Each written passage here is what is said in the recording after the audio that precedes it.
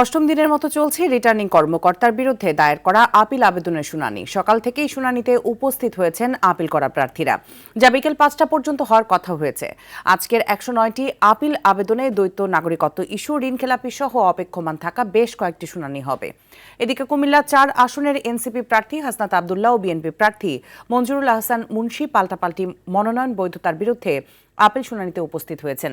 এদিকে আচরণবিধি লঙ্ঘনের অভিযোগে ঢাকা ১৩ আসনের বাংলাদেশ খেলাফত মজলিসের প্রার্থী মামুনুল হকের শোকজের ব্যাখ্যা দিতে সকালে কমিশনে আসেন তিনি। এ সময় অপসাংবাদিকতার শিকার হয়েছেন বলে দাবি করেন মামুনুল হক।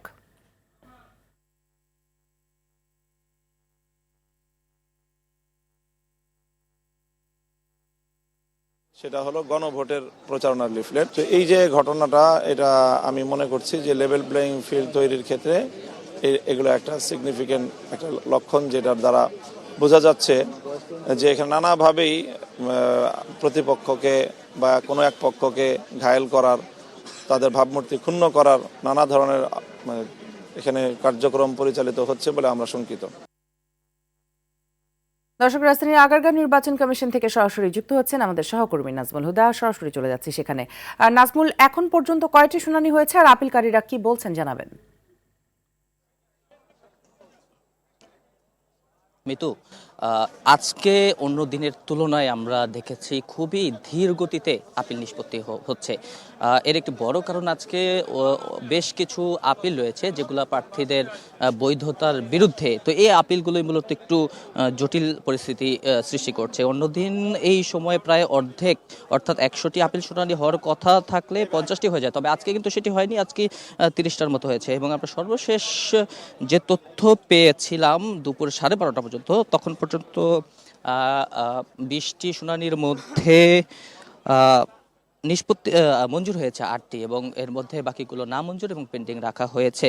একটি বিষয় আপনাকে জানিয়ে রাখতে চাই, আজকে কিন্তু শুনানির সময়ে দুপুর ১২:৩০টার ভেতরে যে শুনানি হয়, তারপরে ছোট্ট একটি বিরতি দেয় নির্বাচন কমিশন এবং সেই বিরতিতে একটি হট্টগোলের মতো পরিস্থিতি সৃষ্টি হয় শুনানি কক্ষে।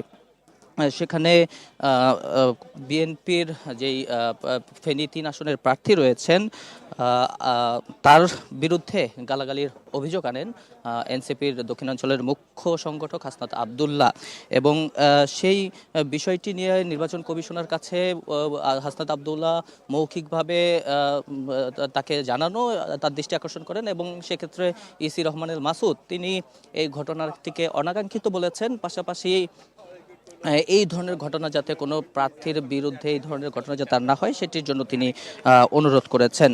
এছাড়া আজকে হাসনাত আব্দুল্লাহর একটি শুনানি ছিল সকালে, সেটি হয়নি, সেটি দুপুরের পরে হবে। কুমিল্লা ৪ আসনের প্রার্থী তিনি, তো তার আসনে আরেক প্রার্থী রয়েছেন বিএনপি মনোনীত মঞ্জুরুল আহসান মুন্সি, তার বিরুদ্ধে আর কি তিনি শুনানিটি হবে।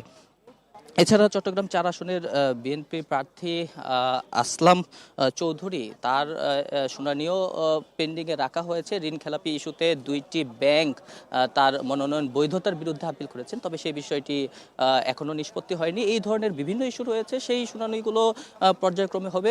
অধিকাংশ এইসব ইস্যুর শুনানিগুলোই পেন্ডিং রাখা হয়েছে, সেগুলো হয়তো আজকে অথবা আগামীকালকের মধ্যেই নিষ্পত্তি করে ফেলবে কমিশন। মিতু।